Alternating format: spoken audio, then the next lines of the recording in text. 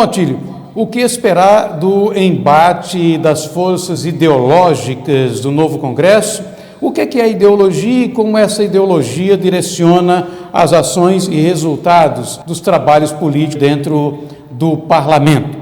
Erivan, pegando um gancho no que acabou de comunicar para nós Dom Alfredo, de que esse canal seja um instrumento de crescimento que promova e que estimule a reflexão, é muito interessante isso, porque a gente vive no mundo e a gente precisa primeiro compreender o mundo para depois agir. Quando a gente faz uma reflexão, a sua ação, a execução, o trabalho, ele é mais fundamentado, ele é justificado. Então, ideologia é uma palavra que tem origem, assim, na filosofia. Quem trouxe isso aí foi um filósofo chamado Karl Marx, que é o original do marxismo, das ideologias esquerdas. O conceito que ele trouxe é muito interessante, porque, segundo ele, a ideologia, ela é construída a partir das relações materiais, do modo em que os homens se organizam para produzir a riqueza. E aí, nesse trabalho, nessa atividade de produzir, são geradas percepções, interesses, e aí se criam princípios, valores, e segundo esse conceito marxista, né, o que é válido, é indiscutível, que a nossa visão de mundo, então, ideologia é uma visão de mundo, a nossa visão de mundo, que cada ser humano tem, ela é determinada pela maneira como se constrói as relações materiais de produção, como os homens se organizam e se articulam. Assim, por exemplo, um empresário vai pensar o mundo de uma maneira, um trabalhador, um operário vai pensar o mundo de outra maneira. Então, do ponto de vista da filosofia, definiríamos assim, ideologia como uma visão de mundo. Isso aí é muito mais antigo. Agora, a ideologia marxista é que tem essa conotação, o que tem um aspecto de realidade. Bom, a partir disso daí, surgem diversas ideologias e, por exemplo, assim, na democracia, o que se propõe é que os partidos políticos representativos, que eles tenham uma representação numa assembleia, no caso um congresso, seja lá como chamar, onde que todas as correntes, os segmentos, estejam representados de acordo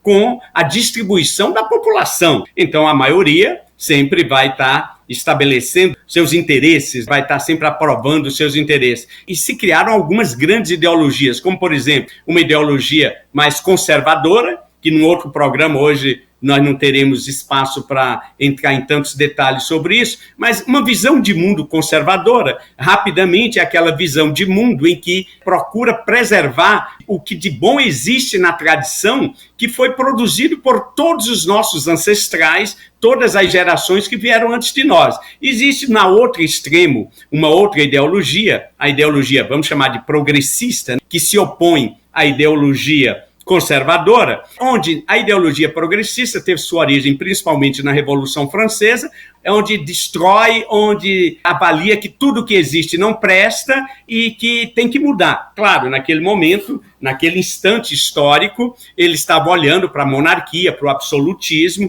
e eles tinham boas razões para pensar daquela maneira. Bom, a partir dessas duas correntes, surgiram todas as derivações, como o comunismo, como o socialismo, como a democracia liberal, tudo mais. Então, o nosso Congresso Nacional, que foi eleito no último pleito de novembro, e que alguns deles já estavam lá e outra parte foi renovada, e que começou a legislatura agora em fevereiro, nós temos diversas correntes e cada um vai defender os seus interesses. Isso é legítimo, não tem nada de errado nisso. Segundo os princípios da democracia liberal, que foi estabelecido lá na Revolução Americana de 1776, é importante que se preserve as minorias, não pode ser uma ditadura da maioria. Então, o Congresso Nacional é uma fórum, é uma arena, é um espaço, é uma ágora, né, utilizando um termo grego, onde tem a expressão das diversas correntes do pensamento. Agora, todos nós sabemos, não somos ingênuos, que a nossa visão de mundo ela é viesada, nós temos vieses cognitivos que influenciam. A gente acha que detém uma racionalidade, aquela ilusão da imparcialidade, de que existe uma consciência humana imparcial não existe isso. Nossas posturas, nossos posicionamentos, nossa conduta, ela é viesada, ela é influenciada pelas relações materiais, sim, pela nossa visão de mundo, pela nossa história, pelo momento histórico, pela configuração social, pela nossa origem, pela educação que nós recebemos. Agora, no Congresso Nacional, é importante que todas essas correntes se manifestem e que defendam sua ideologia, porque a ideologia, ela determina as ações, né? A gente age de acordo com os nossos princípios, com os nossos valores. Agora, só para concluir, o que é detestável, o que é também criticável, é que no Brasil existe uma outra ideologia, que é a ideologia da grana. Não é só no Brasil, né? Que é a ideologia da grana. Então nós temos ali um centrão no Congresso Nacional